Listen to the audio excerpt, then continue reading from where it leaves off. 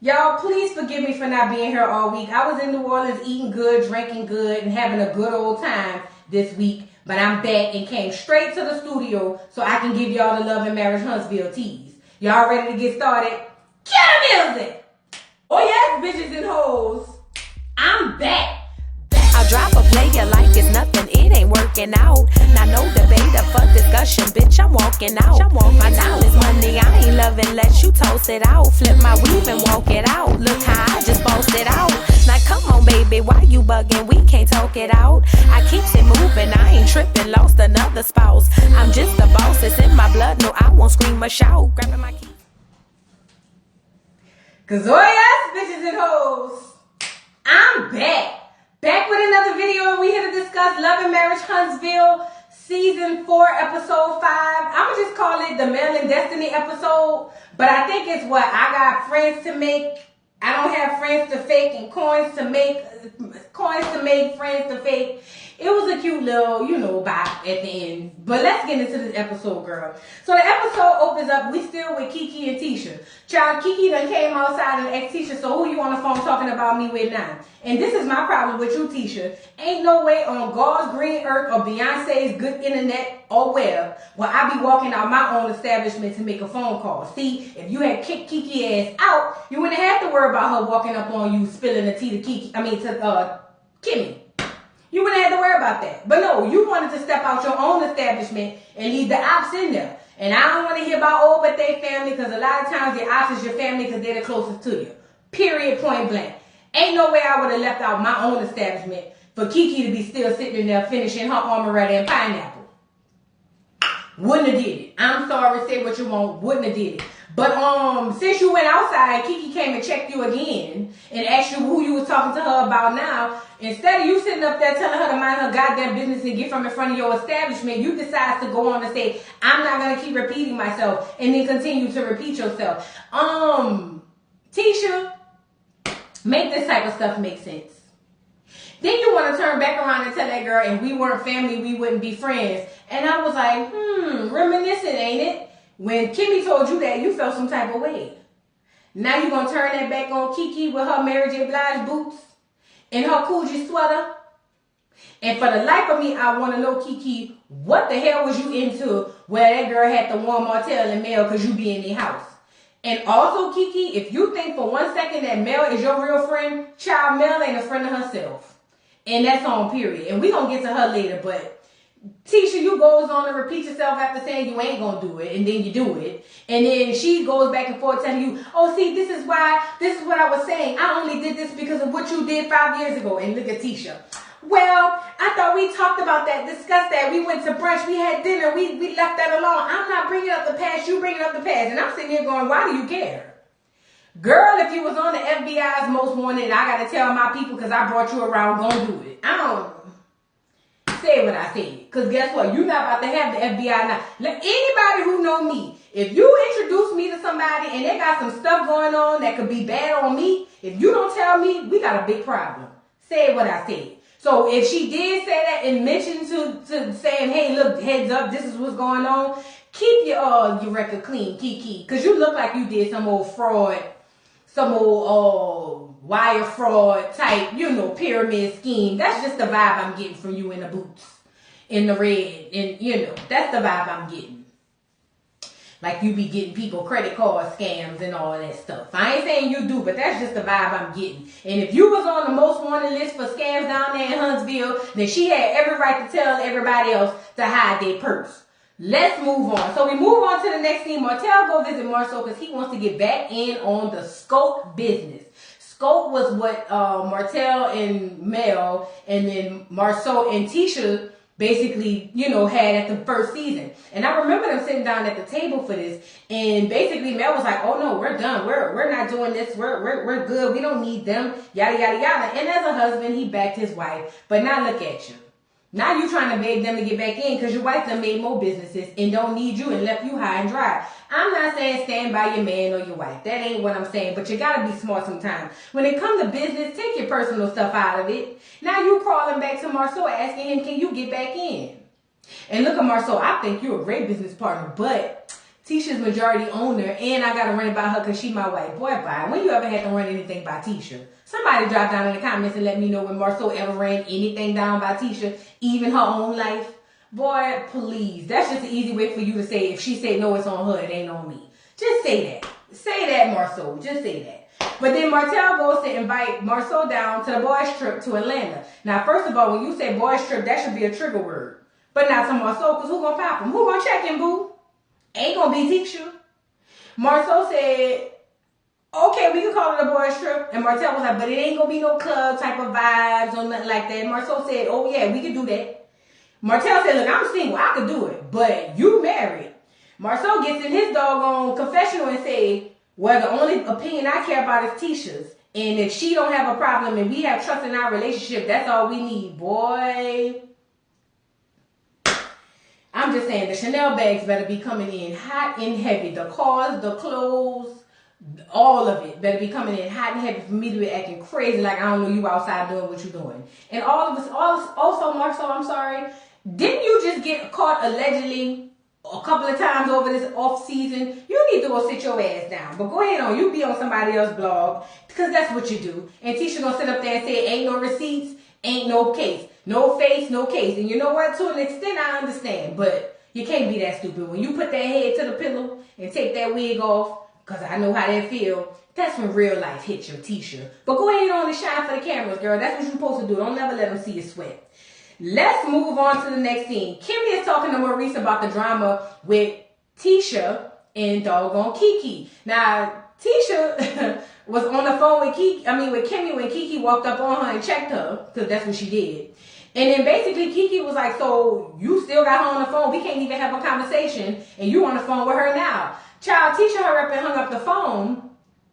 And I'm thinking, oh, Kimmy wasn't on the phone. But lo and behold, Kimmy was, because Kimmy was spilling all the tea to Maurice and basically said how she didn't think it would go left, and now that she's in the middle of this and that and the third. And I'm just saying, well, girl, when did you hang up? When you heard Kiki walk up and say, oh, who you talking to me about now? Or when she mentioned you being on the phone? I want to go out on a limb and say that's when you started clicking on the phone. Because you had a lot of tea to give to Maurice. And for the life of me, Maurice, when did you start caring about the tea? I guess people need stuff to talk about. But, Maurice got up there and said, you're going to be in the middle of it. And she's like, I always find myself in the middle. Well, Kimmy, you did bring back the bone. Girl, you in the middle of it because you was the one who came back and told Tisha what the fuck was going on. Now, I don't blame you for that, as you should. Because if you was my people, I would expect you to do the same. Friend, family, or whatever. But don't act like they putting you in the middle and you ain't had nothing to do with it. You brought the bone back, which you should have. Now you're in the middle and gonna be in the middle. And I ain't gonna lie, I'm agreeing with Kimmy. She gonna be in the middle regardless. That's just the way it is. Because Kimmy seems like the more rational person of all of them. So typically you like that type of person to mediate your issues. We move to the next scene. Child. Destiny goes down to Maurice to get her credit repaired. Now I know Maurice was a credit repair man, I'm sorry.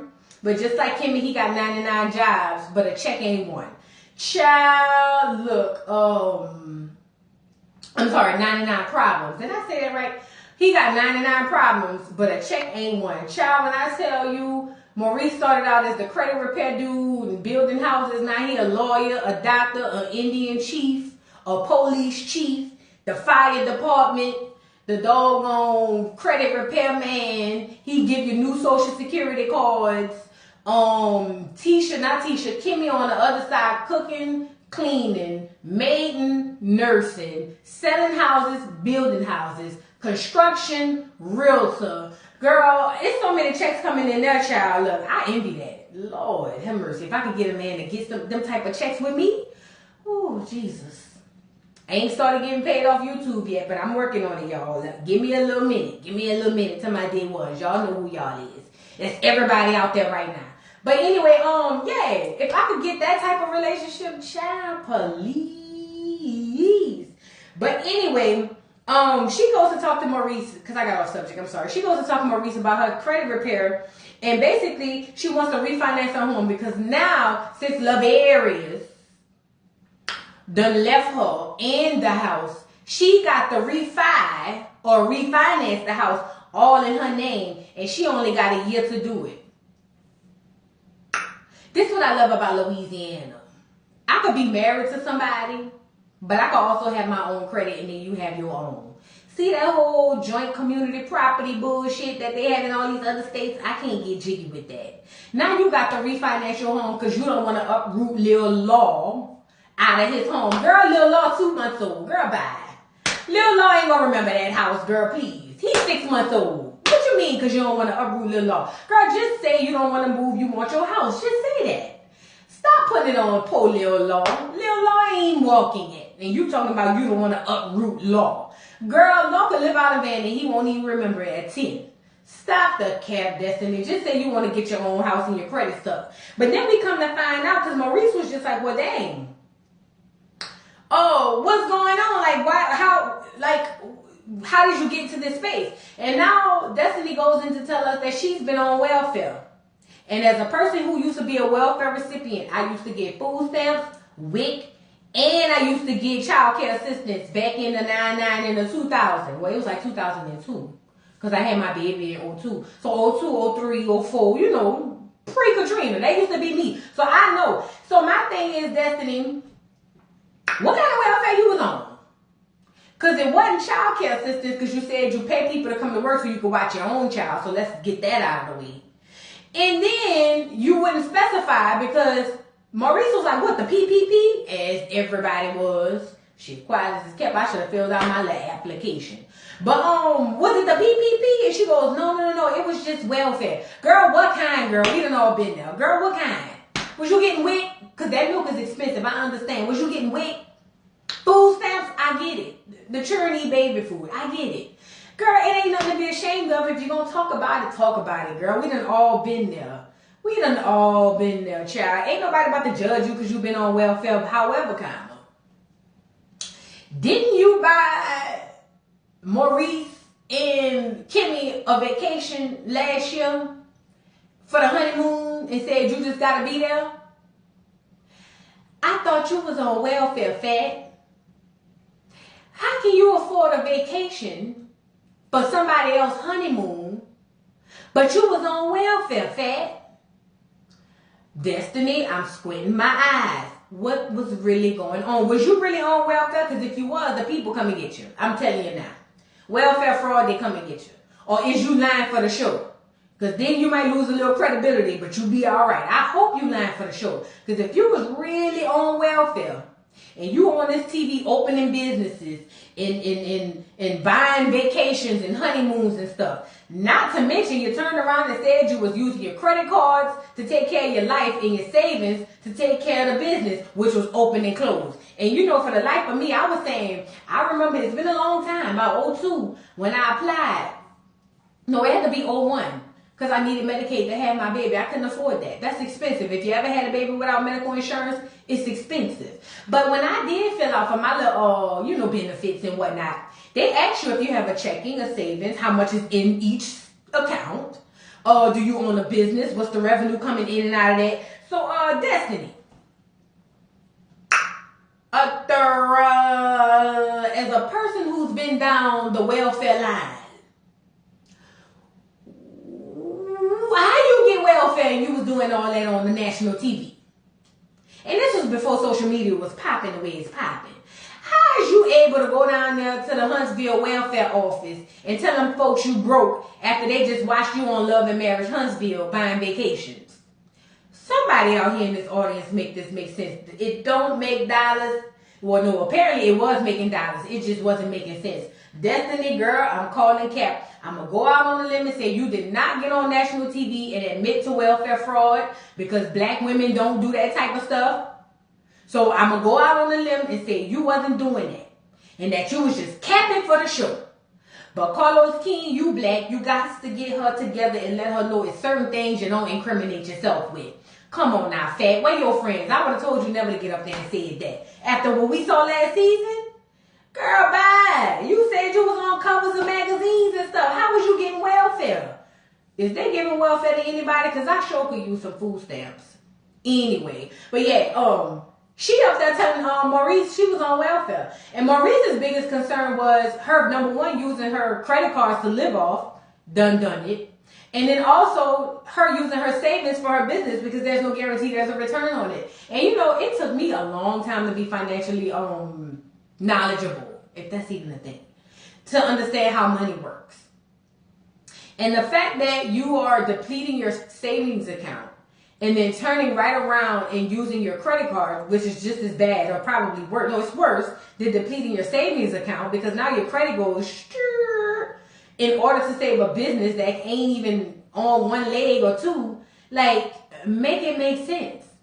But she brings up, because Maurice tells her that she needs to basically make her business, her building, make money because it's a huge overhead, and it is. So she says she wants to open suites and have like a content room where people, I guess content creators could go in and shoot stuff. I think that's a good idea. But she needs a builder. She wants Marceau to start the building on that. Yeah, but you got to get that done. And then another thing, Destiny, where you get the money for that, Fat? You just told us you was on welfare. Lavarius ain't leave you with no money, child. How you was married to the chicken man and can't get no chicken? Now, I don't know how good the chicken wings down there from Lavarius, down there in the Huntsville streets, but he should have enough chicken and sell enough chicken to make sure Lil Law can have a place and a roof over his head. How was the paperwork signed in your divorce? And see, you think you're slick. You're going to talk about everything, but what the hell happened between you and Lavarius? What happened between you and Lavarius where the child support, because that's another thing, the welfare people are not going to let you get the welfare if he don't pay child support. Where the child support, not the support, and the spousal support at the very least should have been coming through, girl. I'm finding a lot of fallacy in you, Destiny. None of this is making sense. Yeah, we need to move on. But, Fat, I hope you was lying. Because if not, the Huntsville, Alabama Welfare Department gonna be calling you in 5, 4, 3, 2. Let's move on. So we move on to the next scene. Tisha wants Miss Wanda to shadow Marceau. And you know, for the life of me, at this point, I feel like Tisha just wants Marceau to be mad.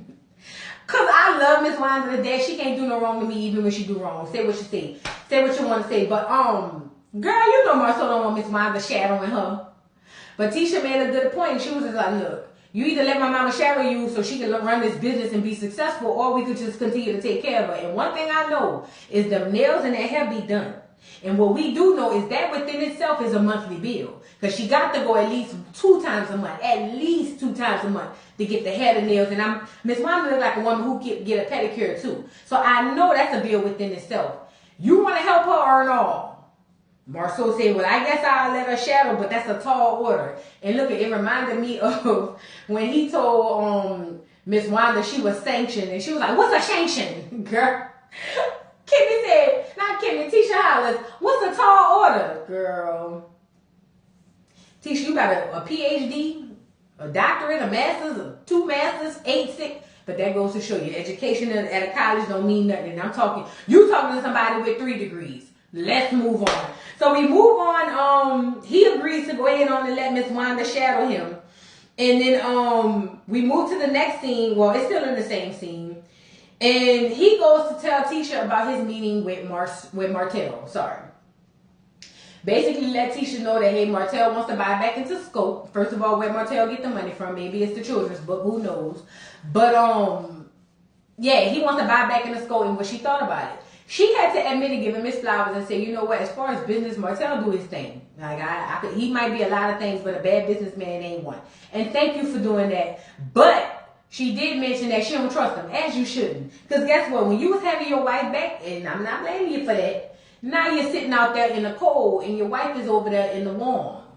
Now you need to come back to me. She don't trust him on no business, and I wouldn't either. I'm just saying, as Tisha said, I'm good on that. I'm straight. Now, this was the part that stuck out to me, because I be catching the little stuff. Marceau said he don't have a problem with putting himself in the line, or in the line of fire, when it comes to business and all that stuff, but he will never do it when it comes to protecting his family. If that ain't a real man, and Marceau, I hate calling Marceau a man, but he is, I ain't gonna lie. Marceau a cheating man, but he a man. The fact that he said, I'm not about to put I'm not risking my family, that tells me that he makes decisions not just based on him, it's based on the entire family. Which is why Tisha probably turned her left cheek when the hoes pop out on blogs. As you should, girl, because it's hard to get men like that out here. I mean, they all gonna cheat, I guess. I ain't gonna say all of them, but a lot of them gonna cheat. Anyway, so girl, yeah, so he said he ain't putting his fam in that type of capacity. I adored that about Marceau. Or again, Marceau is my favorite, but he get the most shit from me. So we move to the next scene, girl. Mel and Destiny, we at the dinner. As you can see, Destiny ain't here for this shit. Destiny said Mel called her and told her meet her at brunch. Somehow Mel said Destiny called the meeting. I don't know who called the meeting, but let's get right into it. So Destiny basically sits down and says that she's been hearing from mutual friends that something was off between Mel and Destiny. And Mel was like, well, I don't understand why that would happen. I mean, I rarely talk about you, and when I do, it's pretty vague. Skirt, skirt, Cap, you're lying. Girl, we just watched you tell the same story to Kimmy. You told it to Destiny, and you weren't vague. You were very extensive with your detail. So do I believe you don't talk about Destiny and you're very vague when you do? Absolutely not. Calling Cap. But again, I've been saying this from the beginning. Mel ain't been nobody's friend. Mel ain't even her own friend. I know y'all Mela stands. I'm going to call y'all Mela stands. Ain't going to like it, but I said what I said. Just because you can identify with being cheated on as I. Just because you can identify being cheated on don't mean everything she do is right. She is lying if she sit up there and say she don't say nothing about Destiny. Destiny goes on to say that she had a business venture with a mutual friend, but the mutual friend came back and decided to pull out because she didn't want to be in the middle of the drama. Do I blame the mutual friend? Absolutely not. Because if she has some type of allegiance with Mel, she don't want to make her feel away, and then she also don't want to make you feel away, so I'd rather back out it altogether. Now, who loses at this? Obviously, Destiny does. So Destiny brings this up to Mel, and Mel goes, I would never do that. I'm not going to take that. You're saying that it's my fault because I would never take that because our relationship is not doing well. I just feel like you're trying to make it out to be a me thing and it's not. And because of that, I'm not going to take that. Yeah, no, I'm not taking that. Let me tell you my true feeling. Do I feel like do I feel like Mel went to this mutual friend and said, don't work with Destiny? Absolutely not. 1000% no. However, what Destiny said was true. She's a master manipulator and she knows how to use the correct words. Do I believe Mel may have said something to allude to the fact that her and Destiny aren't doing well and that she preferred not to work with her? Yes. And let me tell you why I say that. If y'all remember the first couple of seasons of this show, Mel was one of the main catalysts as to why these people couldn't have this joint venture as far as a business. Mel was the one trying to back out saying she don't need them, she don't want to work with them, in this, that, and the third. Now, I'm not saying that directly correlates with that, but it speaks to character. I'll say this. I feel like her and Martell have a lot in common. They are both manipulators. They are both low-key shady. They are both conniving. They are both, all of this. Because again, Martell going on this campaign about her not bringing the churn. Next time booking on your week, Tough Titty said to Kitty, but the milk was dry. We don't care. We tired of it. You almost had me for a minute, but although I still agree she should have brought the kids, because even Marceau said that, because it does involve the kids. Next time booking on your week like you did last week. Booking on your week and you ain't got to worry about this. Like I said, Tough Titty said to Kitty, but the milk was dry. I've seen Mel tell on herself time and time again about how she really feels about a situation after she says she don't feel that way. Case in point. Oh, I wasn't trying to purposely keep him away. Keep the kids away from the book signing. We already had plans. But he do be trying to control me though, and I had to show him that you can't control me. Girl, you just told on yourself. I ain't saying you lying. I'm just saying you told on yourself. Say what I said to all the Melaniques and the Mela fans and the Mela stands, whatever y'all want to call yourselves, drop down in the comments. I got time. I just got to unpack. But anyway, yeah. I believe she did say something to allude to her not wanting to work with Destiny, which caused the girl, who, if she met her through Mel, if she met Destiny through Mel, it would make me want to back out as well, because my loyalty lies with the person I knew first. I'm not going to say that she said it or she didn't say it, but I'm saying it sounds about right, going off of her history. Said what I said. So now we move on. Mel said she took time after the reunion to isolate after all of the drama, and then Destiny brings up some tweets she put up basically shading her. Mel proclaims that she don't watch stories, so she don't know what the hell Destiny talk about. It don't make sense because she would never watch stories and then respond. Mel capping. I'm sorry, I believe you saw the story and then posted what you said. And my thing is just own it, Fat. Just own it. Basically, Mel says that their relationship ain't affecting the business, and she says she's not taking the fact that Destiny is trying to put all this on her. We already talked about Mel being manipulative. Mel brings up the text because Mel's basically trying to combat what Destiny said at the reunion by saying, hey, you basically got up there and said that you hadn't spoke to me when the fact of the matter is we did speak, but I let you ride with that falsehood because I just didn't want to. Well, you know what? That's on you, because I would have pulled out the text right then and there, receipts right then and there. That's what the reunion is for. So now you done let her slide. You want everybody to convict her now? Girl, bye. So she pulled out the text messages, and Destiny, this way you wrong. You want to act like you didn't text the girl back. Now I get it, text can be, what do you call it? Altered and all that stuff. I get that. But she literally told you to check your phone. And you holler, but I would never say chillaxing. Girl, the girl showed it to you in blue and white because it was an iPhone, not black and white. Blue and white. Girl, bye. Just say you may talk to her in person and not over the text. Say that. But don't say you hadn't had any type of dealings or conversations with her since the doggone reunion, because you were very misleading with that. Destiny, you got to take the L on it. But she's basically trying to say that, look, it wasn't about me talking to her physically. It wasn't about us texting, because we did have the text, but it just was I didn't talk to her physically. Say that then, Destiny. But you made it seem like you didn't talk to the girl. Mel goes on to say she never tries to sway people away from other friendships. And then Mel turns right back around and contradicts herself and says, you messing with my ops. Who's her ops? Her enemy, in her words, Tisha and Martell. Mel, you literally just told us you would never try to persuade her or sway her from dealing with people that you don't have an issue with. But then you turn around and say, you not my village because you dealing with people I have an issue with. Number one.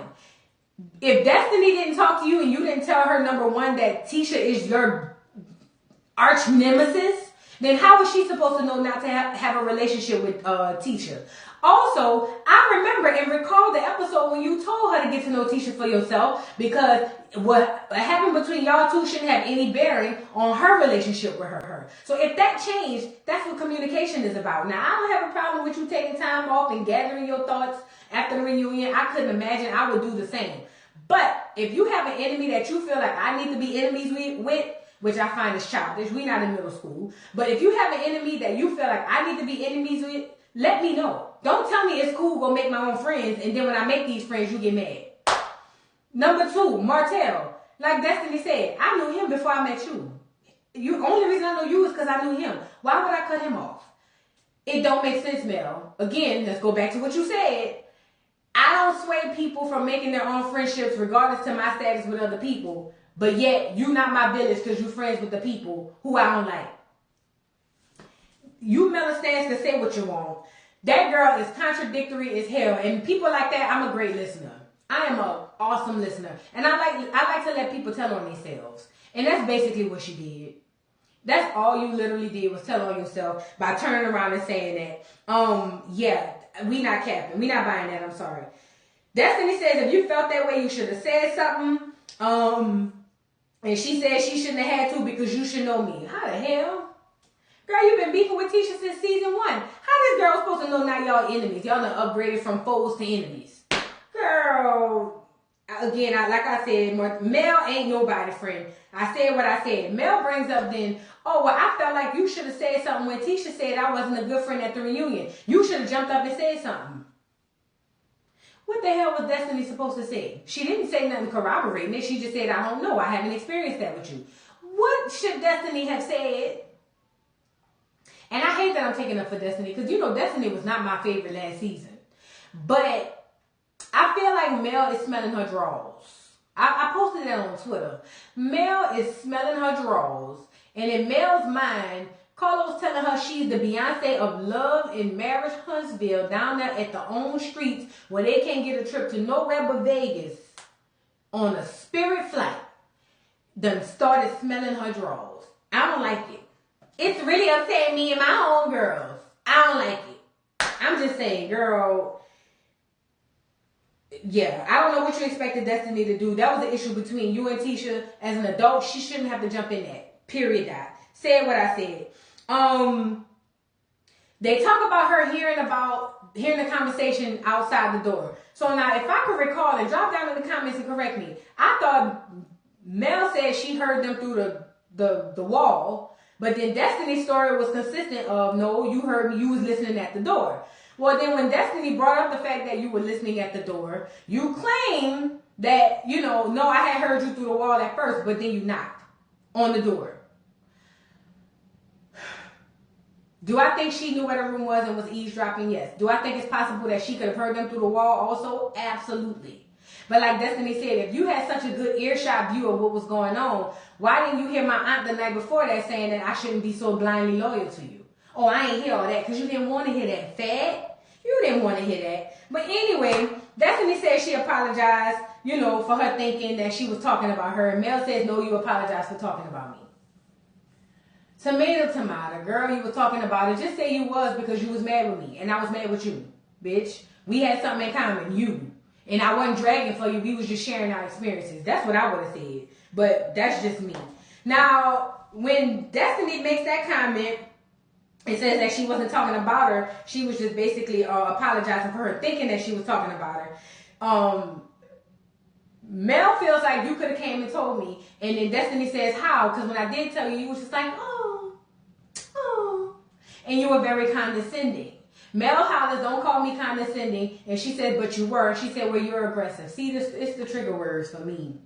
See, you want to call a girl aggressive when she ain't even being aggressive. Aggressive would have been me cussing your ass out, Mel. I'm sorry. I don't see it for Mel. Mel head done got too big for her britches. She's smelling her drawers. I don't like it. That's what I said. Said what I said. Girl, Destiny tells her she gonna pray for her. Mel say, don't pray for me because I don't need your prayers. I got me. Don't pray for me. Everybody that's good, don't pray for me. But I thought you was a church-going woman sitting up there looking like Miss Van. But you don't want that girl to pray for you. And I ain't gonna lie, I don't like people telling me they gonna pray for me either. Because who you praying to? But in this situation, you know that girl ain't praying to the voodoo people. You was being messy. Girl, she gets up hollering, she got to go. She ain't sticking around for this because she got coins to make, not friends to fake. It was a cute little read at the end. But Destiny, I wouldn't pray for a goddamn thing. Pray for yourself, girl. Pray for the welfare people to not call you after this episode and find out what the hell was going on and how you was receiving food stamps, welfare, SNAP, all this stuff, and you mind vacations for the Scots. That's what you need to be praying for. Put that prayer toward the welfare office.